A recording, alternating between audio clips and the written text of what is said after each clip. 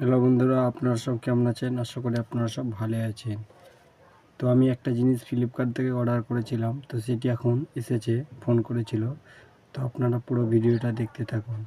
আর যদি আপনাদের আমার ভিডিওগুলি ভালো লাগে তাহলে লাইক, কমেন্ট, শেয়ার অ্যান্ড আমার চ্যানেলটিকে সাবস্ক্রাইব করবেন বন্ধুরা।